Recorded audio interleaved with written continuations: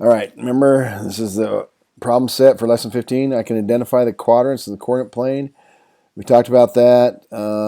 Be successful if I can tell which quadrant it's in and do over that. Okay, so let's go ahead and go over the first one. All right.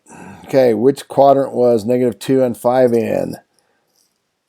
No, it's not in II, Captain. If I hear somebody else say II, it is in quadrant 2, not II. Okay. Quadrant 2, yes, it's in quadrant 2. Okay. The next one is in quadrant 4. Very good. Thank you. Nobody said IV this time. It's in quadrant 4. Okay.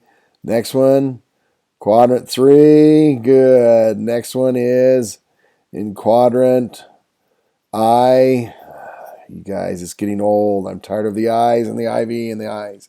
Okay. It's in quadrant 1, isn't it? And the last one, I hear every quadrant. Okay, this one, the problem is, where is it? It's not in any quadrant, is it? Very good. Okay, because it lies on the y-axis. Remember, if it's on the one of the axes, it's not in a quadrant. So if it's on one of the axes, it's not in the quadrant. Okay. Now, Jackie claims that the points that have the same x-coordinate and the y-coordinate lie in quadrant 1 or 2. So it's saying, like, if you have -1 and -1, that would be in quadrant 3. Or 1 and 1, that would be in quadrant 1. Or 2 and 2, that would be in quadrant 1. Or -2 and -2, that would be in quadrant 3. Do you guys agree with that or not? Looks like they all work out. Who says yes? Who says no? Okay, so you guys are all wrong. Because you forgot of one of them. What about this one? 0, 0, the origin. Remember we talked about that yesterday in class when we did this? The origin, 0, 0, is not in either quadrant, is it? Because it's on one of the axes. So it's not in any of the quadrants. And it does have the same points, same x and y coordinates. So you were close, but 0, 0 is kind of a tricky one. It does not go in any one of the quadrants. Okay, let's go on to the next couple problems here, okay? So this one, I'm just going to put a quick graph up here to check these. You can go ahead and check yours and see if you got them right. So there they go. Wanted to talk about what you notice. All the ones A lined up in a nice line. So if they have the same x-coordinate, they line up in a nice one above the x-axis or below the x-axis at -2.